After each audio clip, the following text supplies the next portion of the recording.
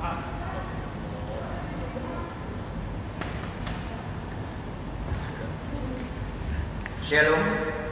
Bapak Ibu yang kasih Yesus Kristus. Mas Jemaat mengucapkan selamat mengikuti dalam ibadah online pada saat ini. Dan kepada segenap anggota jemaat, simpatisan dan para tamu yang baru pertama kali dalam mengikuti ibadah online di GKP Keramat pada pagi ini. Untuk pendataan, kami menghimbau Bapak Ibu semua yang hadir yang ingin mengikuti dalam ibadah online, mohon menuliskan kehadiran, jumlah kehadiran masing-masing per gender berikut anak-anak di kolom komentar di FB yang Bapak Ibu telah buka. Dan pada hari ini mari kita bersama-sama memulai kebaktian kita dengan saya undang Bapak Ibu untuk bangkit berdiri. Mari kita membuka ibadah ini dengan memuliakan nama Tuhan dari KJ Hidup Jemaat nomor 2 ayat 1 dan 2.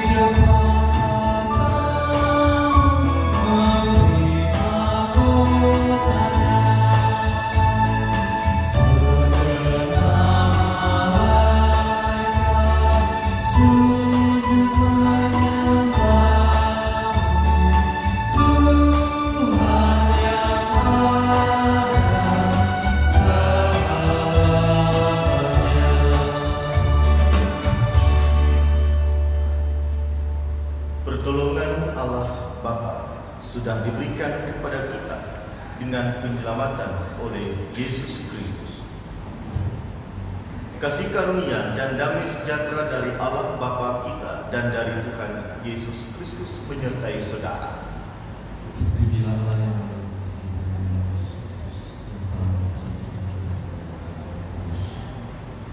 Nas pembimbing dalam kebaktian minggu ini diambil dari kitab Matius pasal 10 ayat 42. Dan barang siapa memberi air sejuk secangkir saja pun kepada salah seorang yang kecil ini, karena ia muridku, aku berkata kepadamu, sesungguhnya ia tidak akan kehilangan upahnya daripadanya. Demikianlah nas pembimbing kita. Silakan kembali. Bapak Ibu Saudara yang dikasihi Tuhan, Allah menghendaki agar manusia selalu berada dekat dengannya. Yesus Kristus berkata, tinggallah di dalam aku dan aku tinggal di dalam kamu, sehingga kamu berbuah di dalam kehidupan. Sebab di luar aku kamu tidak dapat berbuat apa-apa. Yohanes pasal 15 ayat 4 dan 5.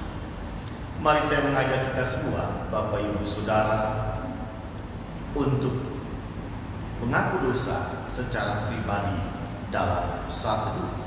Setelah itu saya akan memimpin pengakuan dosa bersama. Kita mulai.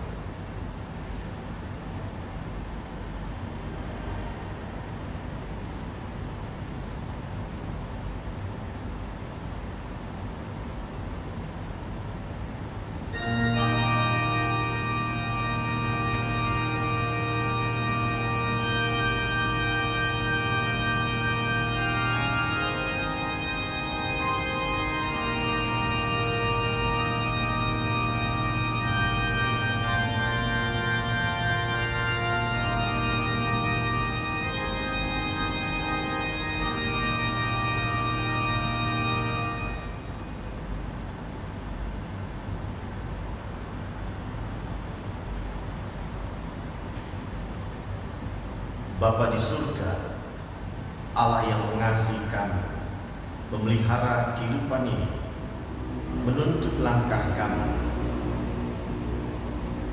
Bapa yang senantiasa membuka diri untuk kami mau membaharui hidup kami. Layakan kami ada di hadirat-Mu. Layakan kami untuk bisa mengucapkan salah dan dosa yang kami lakukan, untuk memohon ampun. Layakan kami juga menerima pengampunan yang daripada-Mu. Oleh karena kasih di dalam Kristus Yesus, Tuhan dan Juru Selamat yang Engkau telah utus, layakan kami hidup di dalam pengampunan. Kami datang memohon oleh karena kasih Kristus Yesus. Amin.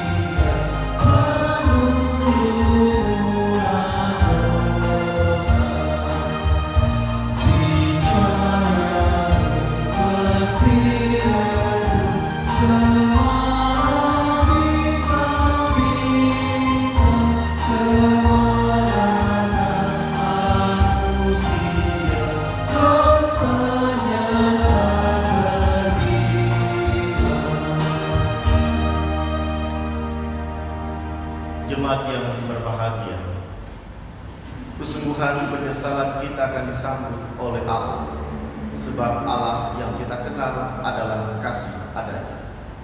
Allah akan membuka hatinya bagi setiap orang yang juga membuka hatinya dengan tulus dan ikhlas kepadanya. Allah bersedia mengampuni setiap orang yang datang mendekat kepadanya, sebagaimana firman Allah menyatakan dalam Injil Yohanes pasal 3 ayat 16. Karena begitu besar kasih Allah akan dunia ini, sehingga Ia telah mengaruniakan anaknya yang tunggal, supaya setiap orang yang percaya kepadanya tidak binasa, melainkan beroleh hidup yang kekal. Demikianlah berita anugerah pengampunan. Dan mari Bapak Ibu Saudara, kita bersama menaikkan doa untuk pemberitaan firman Tuhan. Kita berdoa. Sungguh besar kasih-Mu ya Bapa. Engkau betul-betul mengasihi kami apa adanya. Tak terbalaskan kasih-Mu, bahkan pengampunan-Mu. Namun izinkan kami boleh mau hidup di dalam pengampunan-Mu dengan merenungkan firman-Mu ya Bapa. Berilah kami kekuatan dengan kuasa Roh Kudus-Mu melakukan kehendak-Mu, dan kami percaya nama-Mu dimuliakan. Kami memohon di dalam nama Tuhan Yesus Kristus. Amin. Mari kita buka Injil Matius pasal 10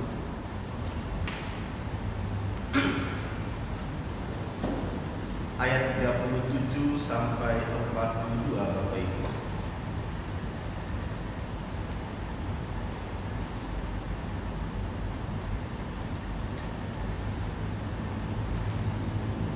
Injil Matius pasal 10 ayat 37 sampai 42.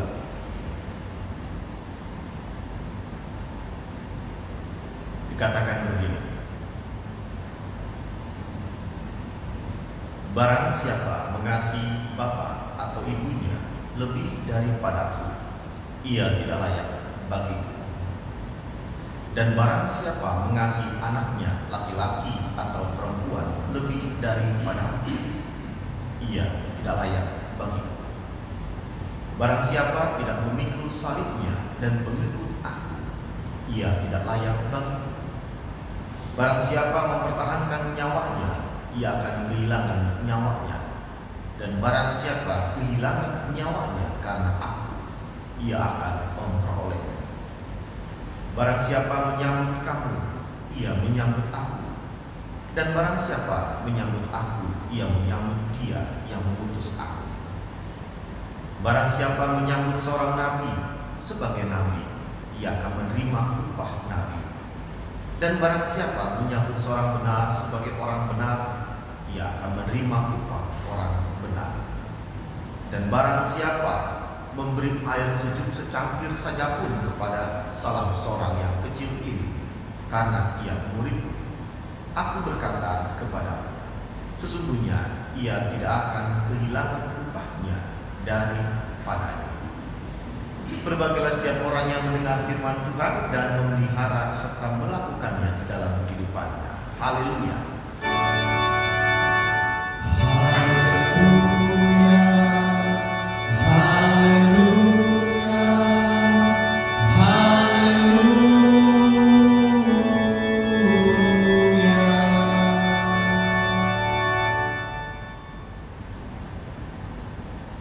Sedang ramai aplikasi TikTok yang banyak diminati sebagai media yang menghibur, mengisi waktu luang dengan melihat atraksi atau tampilan orang-orang yang merekam di TikTok ya, di handphone untuk bisa membuat dirinya senang. Bahkan juga kadang ada yang bersangkutan ikut merekam di aplikasi TikTok itu dengan segala ekspresi ya, filter yang ada, dan setelah dia melihat hasilnya kadang dia tersenyum sendiri atau kadang juga lucu dan malu begitu ya. Pernah saya buka aplikasi TikTok,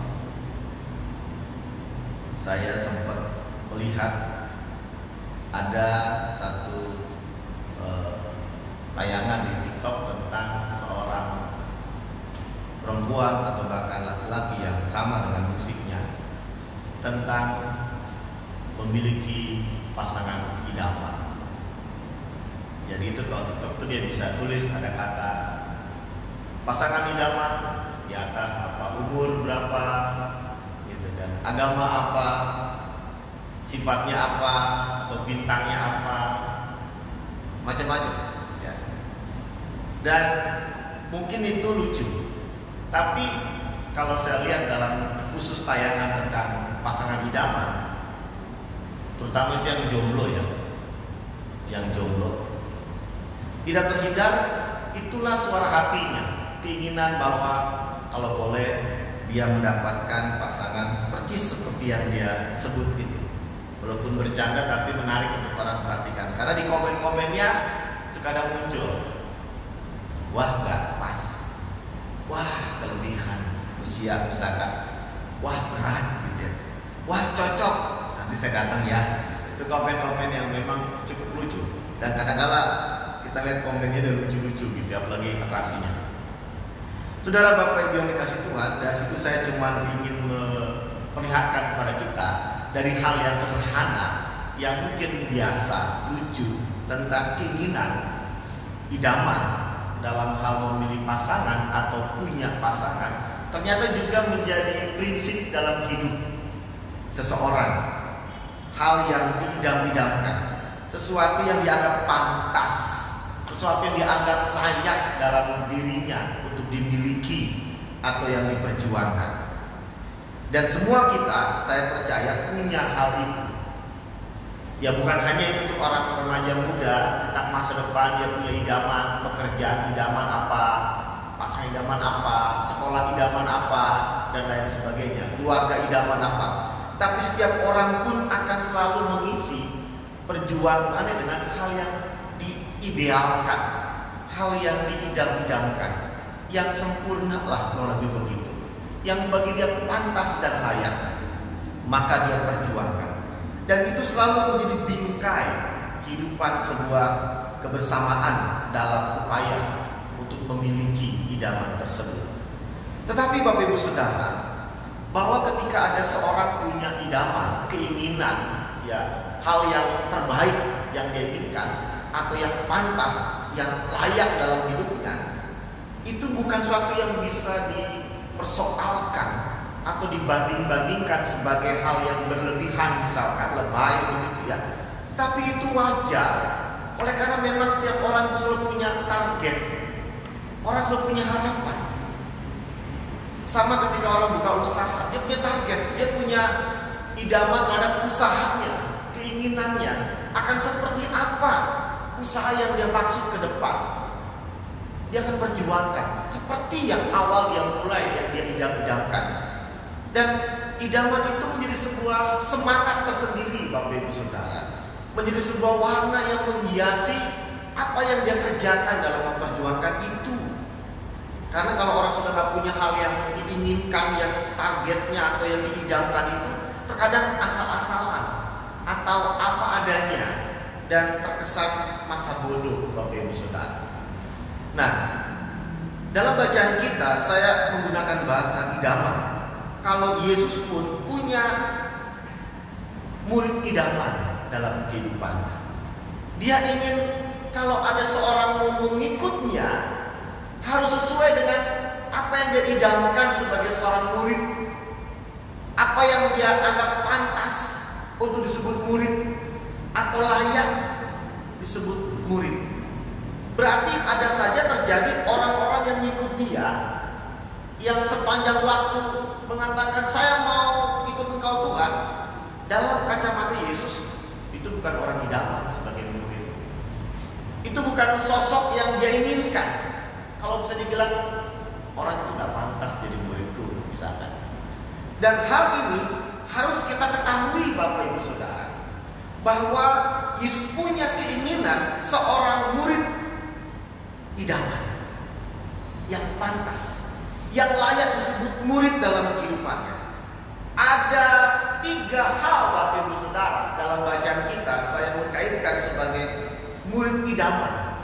Apakah Bapak Ibu Saudara kita termasuk di dalamnya? Yuk kita lihat bersama, Bapak Ibu Saudara. Yang pertama adalah murid idaman yang pantas, yang layak baginya adalah seorang yang punya keberanian untuk lebih memilih secara emosi kepada Yesus ketimbang kepada yang lain. Dalam hal ini disebut, Bapak Ibu Saudara, dalam bacaan kita pada ayat yang ke-37, barang siapa mengasihi bapa atau ibunya lebih daripadaku, ia tidak layak bagiku. Dan barang siapa mengasihi anaknya, laki-laki atau perempuan, lebih daripadaku, ia tidak layak bagiku. Secara emosi, ikatan terhadap anggota keluarga, hubungan orang tua, anak, saudara, itu harus tidak lebih kuat kepada Yesus. Artinya Yesus harus lebih diperjuangkan sebagai pilihan secara emosi, disenangkan, dimuliakan ketimbang hubungan-hubungan dalam keluarga.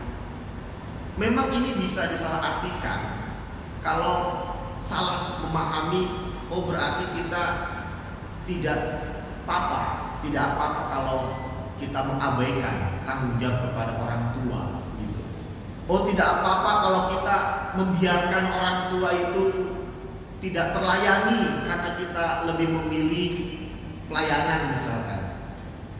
Hati-hati Bapak Ibu Saudara, ucapan Yesus memang bisa terkesan membenarkan orang-orang yang malas memikirkan keluarganya, orang tuanya, saudara kandungnya, ya, atau bahkan mertuanya. Ini tidak untuk membenarkan sikap anak yang gak sopan, yang gak hormat terhadap orang tuanya. Bukan itu.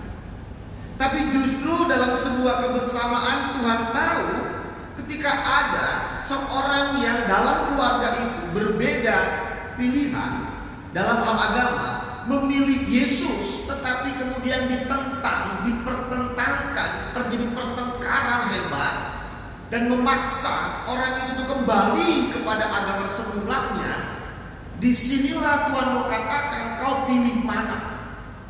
Ya, ini dalam soal pilihan. Ada banyak kesaksian orang yang memilih Yesus di tengah keluarga yang dengan agama sebelumnya dia harus dikucilkan, dihina, bahkan dia diusir dari keluarganya, termasuk mungkin pasangannya mengusir. Dan itu gak gampang, itu pergumulan tersendiri secara emosi.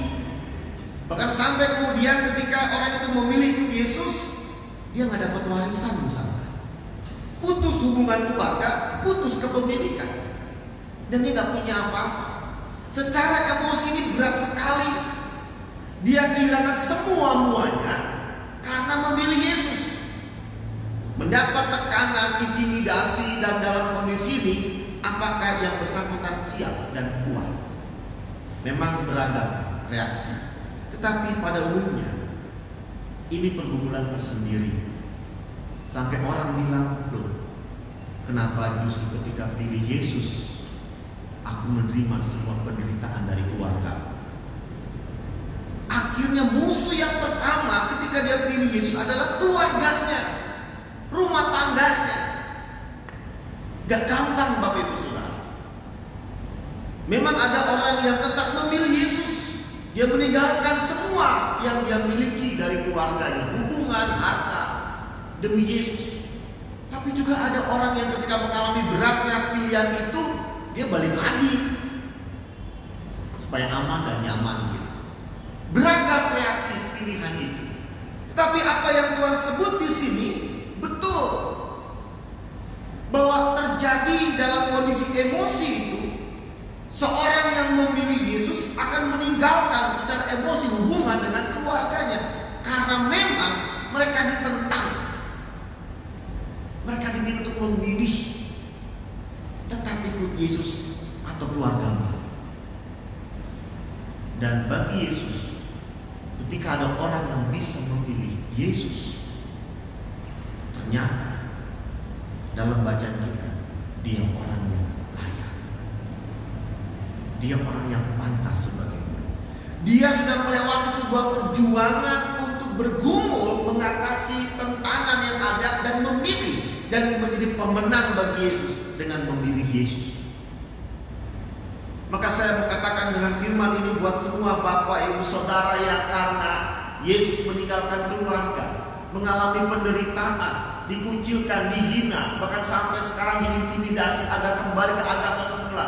Jangan katakan menyesal telah memilih Yesus. Justru dalam bacaan kita Tuhan mau katakan Anda orang yang layak dan pantas, murid idaman. Lebih mengutamakan secara emosional pilihan kepada Yesus. Apa yang kita anggap telah kehilangan semua yang pernah kita miliki karena Yesus, kita tahu di Alkitab Tuhan katakan akan mendapatkan kembali berlipat kali. Tidak akan berkurang kalau bicara apa yang sudah kita tinggalkan. Tapi kalau orang yang memilih Yesus dan kehilangan semuanya, tidak pernah mentargetkan balik kembali apa yang sudah dia tinggalkan dan hilang. Tidak.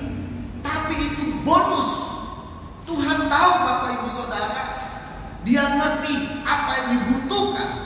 Dan kalau mau dibilang Tuhan tahu cara berterima kasih kepada orang yang mendahulukan dia, Bapak Ibu Saudara, dia tahu cara berterima kasih. Yang sudah rela berjuang berkorban demi Yesus dalam hidup keimanannya, Tuhan tahu cara membalasnya.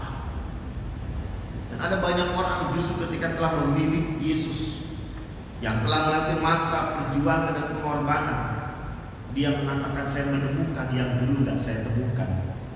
Tuhan memberikan segalanya, bukan soal materi, sesuatu yang tidak pernah dia sangka, dan dia katakan dia penuh kebahagiaan. Ini yang pertama Bapak Ibu Saudara. Artinya dalam konteks seorang ikut Yesus, ada seorang yang punya latar belakang dari satu keluarga yang memang gak suka ketika anggota keluarga itu memilih Yesus dan meninggalkan agama semula, bahkan meninggalkan hubungan dengan keluarganya. Tuhan katakan jangan takut, jangan resah, Jadi ayat ini nggak untuk membenarkan orang-orang yang menghilangkan tanggung jawabnya kepada keluarga orang tua, sanak saudaranya, bukan ya. Jangan salah kaprah. Justru bagi Yesus, hormat, mengasihi orang tua, keluarga tetap hal yang penting.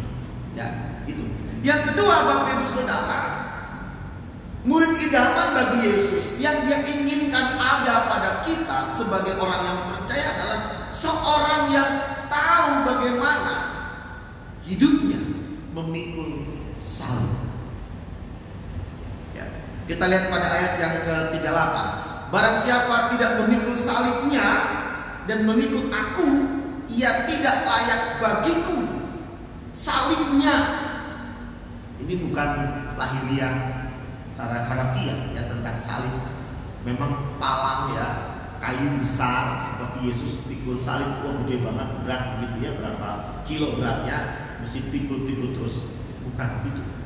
Tapi salib menunjukkan sebuah tanggung jawab yang harus dia pikul sebagai seorang yang percaya. Salibnya. Apa tanggung jawab Yesus sebagai seorang yang diutus Allah Bapa untuk menyelamatkan umat manusia? Dia harus menanggung beban untuk menjadikan hidupnya juru selamat bagi orang yang berdosa sampai kematiannya. Maka dia akan memperjuangkan apa yang Bapa inginkan, apa yang Bapa kehendaki dia lakukan, Bapak Ibu Saudara. Mungkin konotasi salib itu negatif ya, hal yang buruk ya. Saya tidak katakan begini. Ada orang bilang, wah, ibu lagi sakit ya, sabar, itu salib ibu. Wah, bapak sedang punya masalah berat ya, sabar, itu salib bapak. Wah, habis kena musibah ya, waduh, itu salib. Tidak, salib itu bukan jenis-jenis penderitaan. Nah, kalau orang yang gak pernah merasa menderita, gak pernah merasa punya persoalan, sakit penyakit, wah, orang paling bahagia itu gak pernah punya salib. Saya sehat selalu, gak pernah punya salib penyakit. Wah, saya mah aman, orang tua masih ada, gak ada yang meninggal, anggota keluarga, anak sehat-sehat semua, cucu apa lagi? Wah, enak gak punya salib. Orang salah kaprah. Saya pahami bahwa salib gak bicara tentang peristiwa buruk.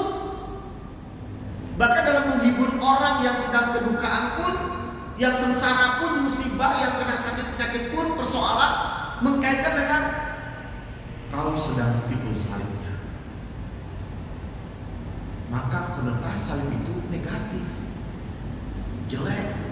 Dan kalau begitu gak ada yang mau. Sehingga kalau konteksnya jenis penderitaan sebagai salib, orang bilang, Tuhan, kenapa dikasih salib? Malah kalau bisa, semua bisa dilewati tanpa penderitaan, tanpa salib. Dalam bacaan kita, justru salibnya, salib setiap orang itu bukan pada jenis penderitaan, tetapi apa? Salib ketika dia menanggung beban, tanggung jawab sebagai murid Yesus. Tidak meninggalkan tanggung jawab sebagai murid Yesus. Apa beban tanggung jawabnya? Mari lihat pada Yesus sendiri sebagai anak Bapa. Tidak ada perkataan yang keluar dari mulutnya tanpa apa yang Bapa inginkan. Walaupun dia tahu dalam kondisi saat dia dianiaya, dia diintimidasi, disakiti, ada emosi, dia dipukul, diludahi, ingin keluar kata-kata yang mungkin menghakimi, kata-kata yang ingin merusak pikiran orang itu untuk pembalasan, kata-kata kutuk misalkan, hinaan, cercaan, seperti orang buat kepada Yesus. Tidak ada. Justru apa yang diucapkan Tuhan, hal yang orang kaget, masih bisa dia mengatakan ketika dia dihina. Dia berkata, ya Bapa, ampuni mereka. Ada sebuah permohonan pengampunan. Ini orang seperti apa ya? Kok gak bales begitu? Malah doain. Makanya dia bilang, doakanlah musuhmu. bukan balas. Karena apa? Itu tanggung jawab seorang anak Tuhan, anak Bapa. Dan kita sebagai muridnya, kita pun sama Bapak Ibu, terikat dengan tanggung jawab sebagai seorang anak. Dari ucapan, dari sikapnya, apakah pernah dalam bacaan kita Yesus marah kepada Bapa di sorga atas beratnya apa yang dia kerjakan dalam pelayanan di dunia, dari orang-orang yang menolaknya, meremehkannya. Ini gara-gara Bapak itu saya jadi merasa terhina nih dalam hidup dengan masyarakat. Sikap dia tidak menunjukkan marah kepada Bapak atau sikap yang ngambek kepada Bapak. Dari sikap, tapi apa yang dia buat? Yesus tetap melakukan yang Bapa minta dengan sikap terbaiknya. Dia mendatangi bahkan orang-orang yang membencinya, dan dia menyampaikan firman-Nya kepada mereka. Dari sikap, bahkan dalam kehidupan pribadi dia ada doa yang ditujukan kepada dunia, bukan doa untuk melampiaskan mungkin kekesalannya biar dunia hancur dengan musuh-musuhnya, tapi doa agar semua mengenal Bapa. Ada sebuah harapan yang dia percaya akan terjadi. Setiap orang akan mengenal Bapa dan Yesus yang diutus. Jadi Bapak Ibu Saudara, salib ini bicara tanggung jawab seorang murid dalam perkataan, dalam sikap, dan pribadi. Ini yang lebih berat. Contoh, Bapak Ibu, kalau orang misalkan dirugikan dalam sebuah hubungan kerjasama, usaha, pasti dia akan marah, komplain, dan bisa membalas untuk tidak rugi dan mendapatkan kembali yang dia punya. Kalau bisa dibilang, sikapnya terkadang keluar dari hal-hal yang wajar. Dia pakai segala cara untuk menyerang lawan usahanya misalnya. Walaupun dia Kristen, gak peduli. Yang penting usaha saya balik. Perhatikan Bapak Ibu Saudara, mungkin dia rugi, dan rugi itu bukan salibnya ya. Tapi ketika menyikapi kerugian itu salibnya Bapak Ibu Saudara. Ya, beda ya. Menyikapi persoalan itu salibnya. Apakah dia mau pikul sebagai seorang yang tetap mengaku murid Yesus, atau akhirnya entar dulu lah kalau ngomong soal murid, yang penting saya harus lampiaskan emosi saya dulu. Kan itu yang terjadi. Sehingga ini yang paling berat. Sehingga tidak kaget kalau Tuhan bilang, orang yang ikut aku mesti menyangkal diri. Itu salibnya. Bagaimana cara menyangkal diri? Itu salibnya. Rendah hati, itu salibnya. Kalau orang bisa rendah hati menyangkal diri, dia sedang memikul salibnya. Ya, bedakan ya, Bapak Ibu Saudara. Justru paling berat. Nahan, gak marah, gak ngatain, gak ngutukin, itu salib banget. Tapi bisa, puji Tuhan, sampai dengan hari ini, malam ini, saya tidak keluar kata-kata kutuk kepada keluarga misalkan, kepada teman, sahabat. Itu dia berhasil pikul salib, Bapak Ibu Saudara. Ya. Mempertahankan diri sebagai murid yang betul di tengah perjuangan atas pergumulan hidupnya, itulah salib yang dia harus pikul. Dan kadang-kala orang yang pikul salib selalu orang yang merasa terbeban dengan masalah yang gak ringan.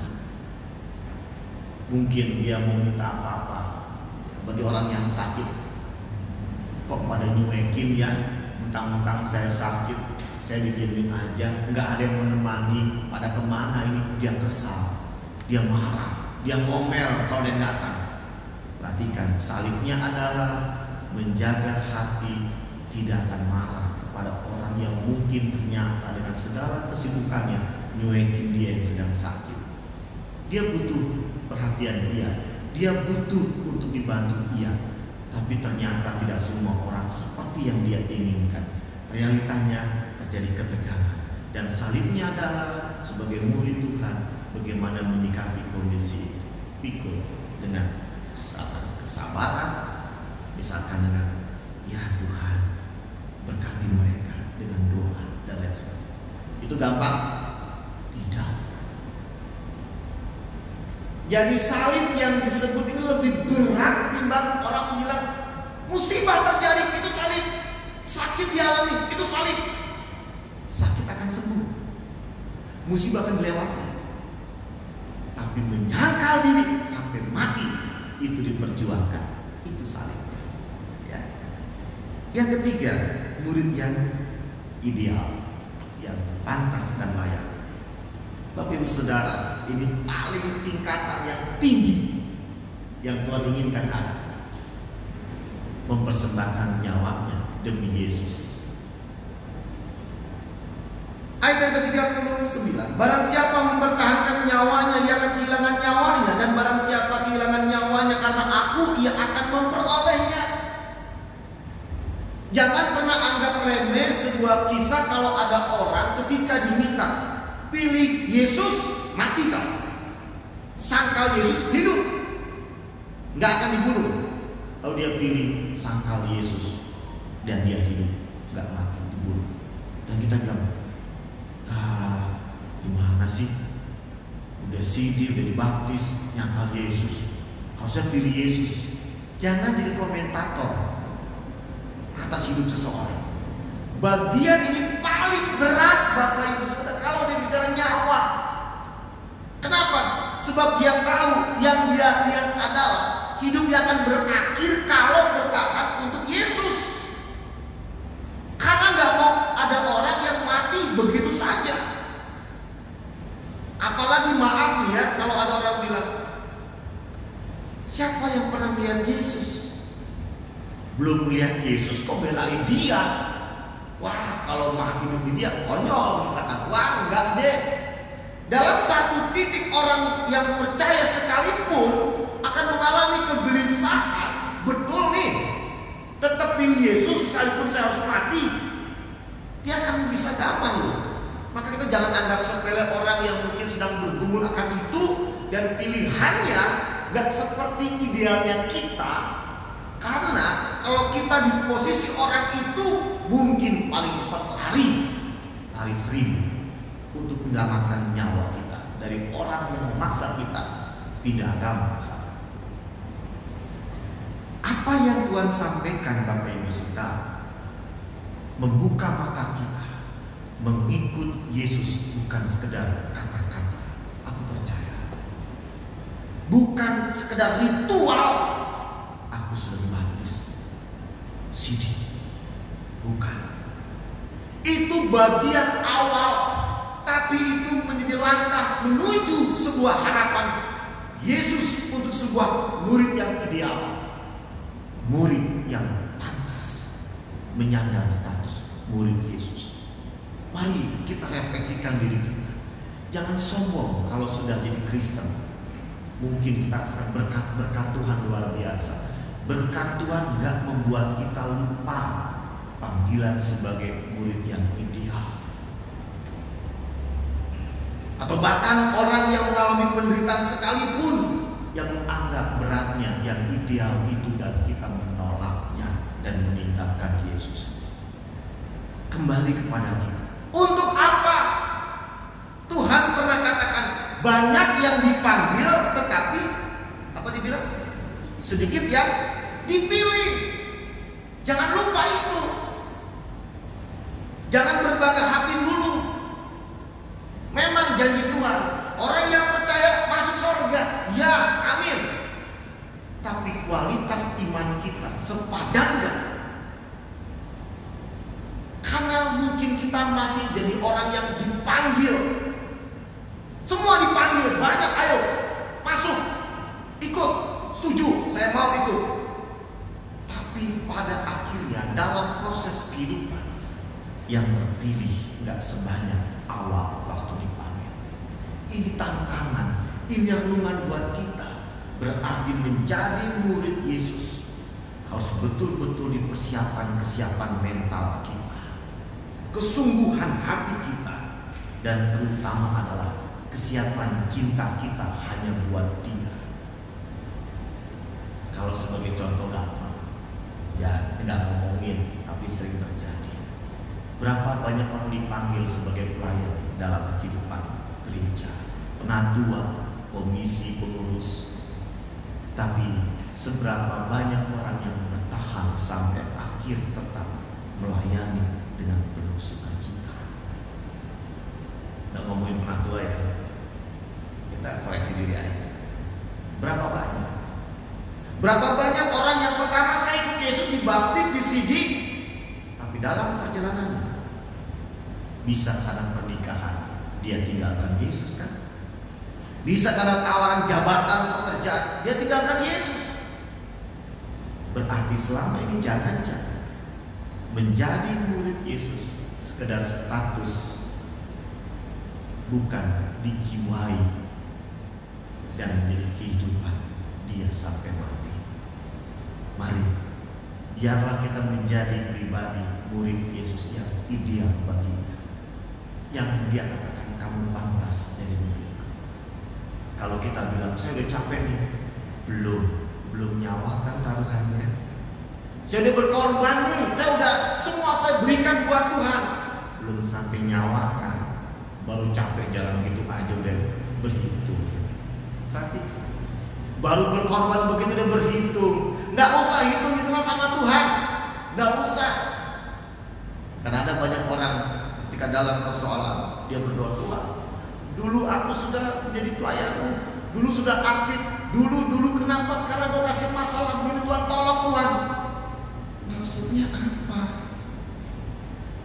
Menghitung kebaikan kita sebagai murid Tuhan sebagai cara untuk Tuhan tidak memberikan beban hidup yang semakin berat sebagai muridnya.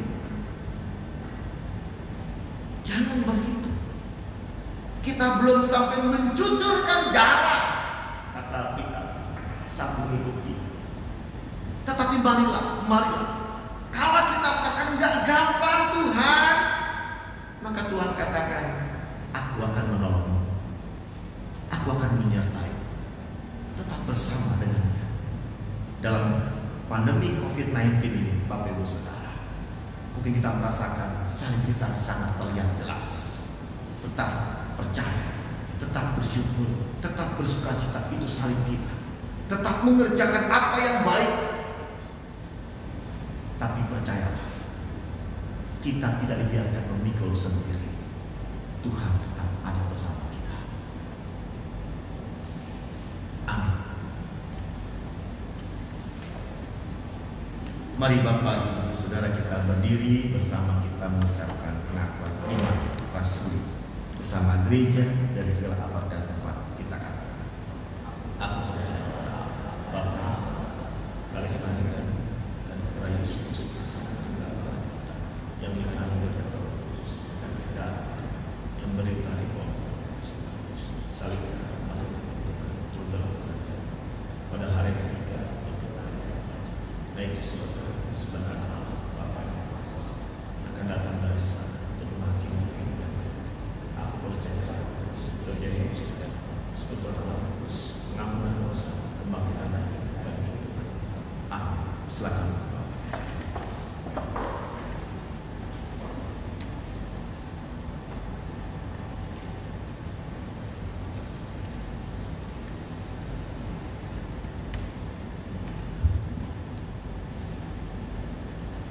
Shalom Bapak Ibu sekalian, mohon perhatian sejenak untuk warta selama sepekan.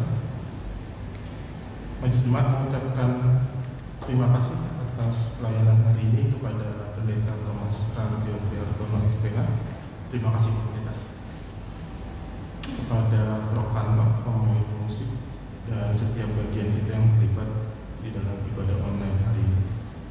Apabila Bapak Ibu membutuhkan pelayanan lebih lanjut, dapat menghubungi anggota Majelis Jemaat setelah ibadah online. Untuk bidang peribadahan dan pembinaan,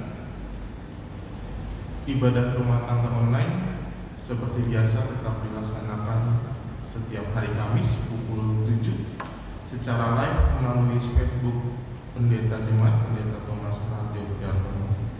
dan mohon agar setiap anggota jemaat dan simpatisan dapat ikut serta dalam ibadah KRT secara online. Bidang kesan dan kesaksian, mari kita tetap dukung dalam doa bagi setiap anggota jemaat kita yang dalam keadaan sakit, pergumulan maupun lansia. Untuk anggota jemaat yang berulang tahun dari tanggal 21 sampai 27 Juni 2020, Majelis Jemaat mengucapkan selamat ulang tahun dan kiranya Tuhan Yesus memberkati. Untuk nats ulang tahun terambil dari Yesaya 46 ayat 4. Sampai masa tuamu aku tetap dia, dan sampai masa putih rambutmu aku menggendong kamu. Aku telah melakukannya dan mau menanggung kamu terus. Aku mau memikul kamu dan menyelamatkan kamu.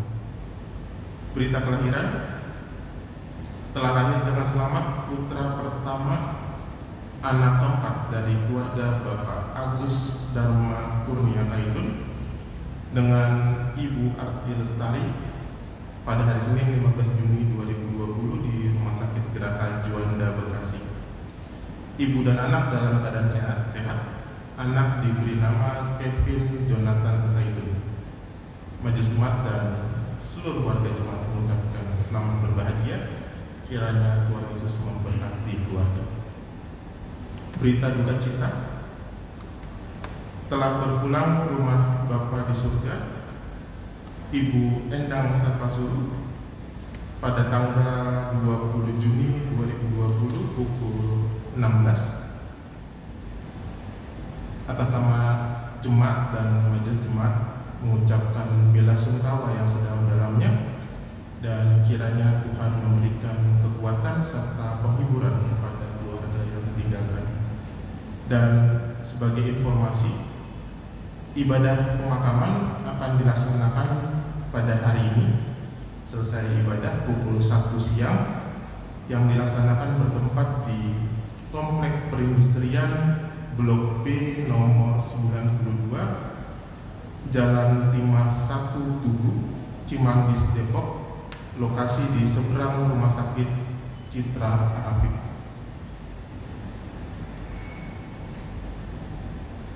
Bidang sarana dan dana, informasi PSDK diberitahukan kepada setiap anggota PSDK agar secara reguler membayarkan iuran wajibnya, dan kemudian dalam rangka menunjang kegiatan pelayanan kedukaan telah disusun revisi peraturan PSDK yang revisi antara lain menekankan atas syarat keanggotaan PSDK dan berakhirnya keanggotaan PSDK.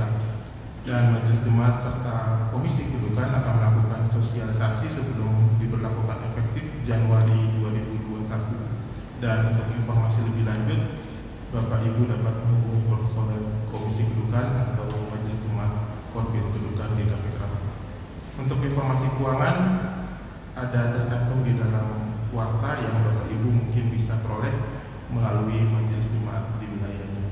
Demikian informasi warta jemaat. Atas perhatiannya kami ucapkan terima kasih.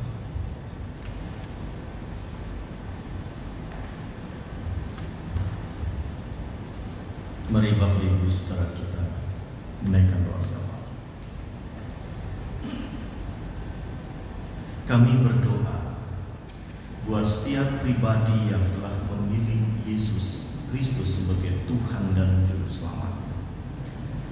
Biarlah mau hidup di dalam panggilan apa yang Tuhan inginkan mereka lakukan sampai akhir hayatnya. Menunjukkan kasih Kristus, hidup sebagai terang dan garam di tengah kondisi yang tidak mudah.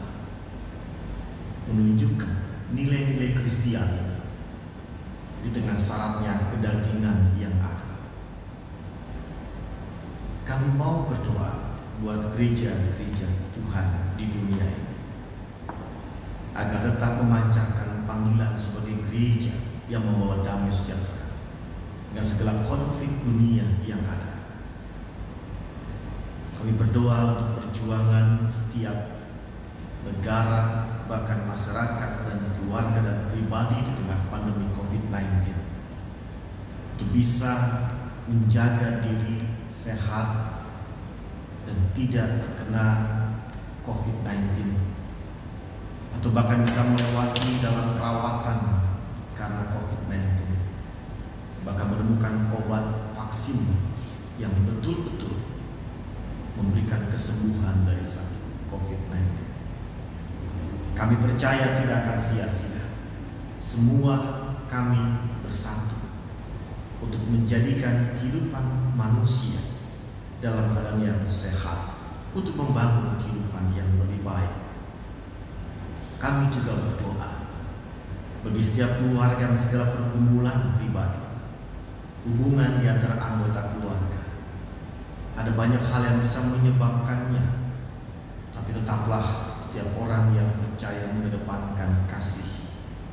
Tidak gampang, tapi itu bukan hal yang sulit ketika ada Kristus, Tuhan yang diandalkan, menopang untuk melakukannya.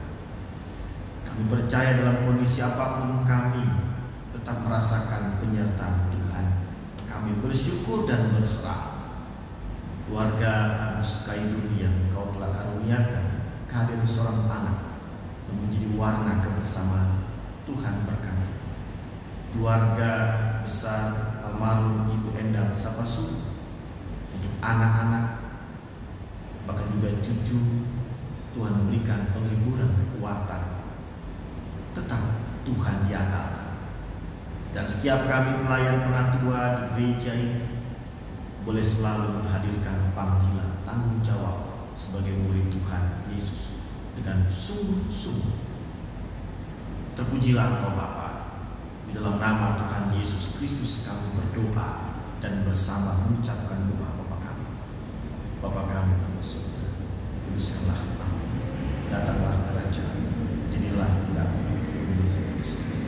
Berikanlah kami pada hari ini terang kami yang musuh, dan ampunilah kami yang kesalahan kami, seperti kami juga bersalah pada kami, dan janganlah pulang mencoba. Lepaskanlah kami daripada yang jahat, karena Engkau yang mempunyai kerajaan dan kuasa dan kemuliaan sampai selama-lamanya. Amin.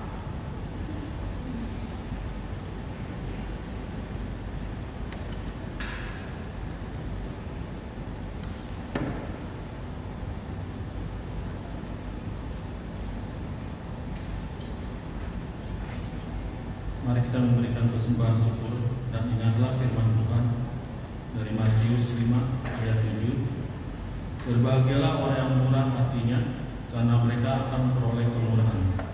Bagi Bapak Ibu yang melakukan ibadah online di rumah, dapat memberikan persembahan melalui transfer ke rekening Bank BNI 0800341848 atas nama Gereja Kristen Pasundan Kramat, atau ke rekening BCA 3070207655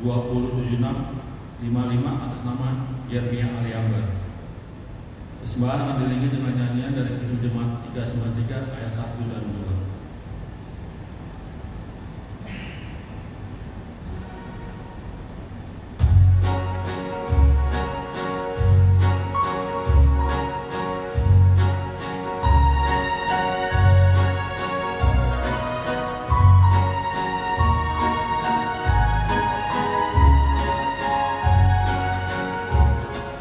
Tuhan bertapa banyak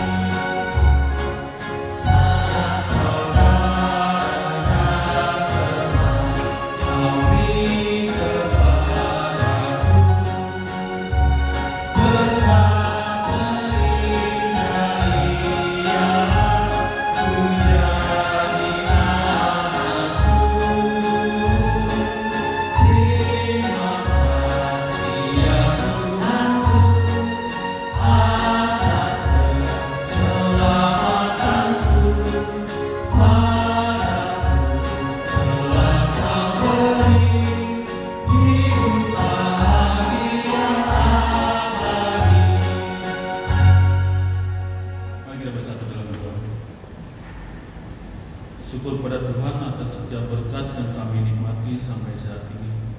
Kami yakin dan percaya bahwa semua berkat yang kami terima itu karena kemurahan Tuhan dalam hidup kami.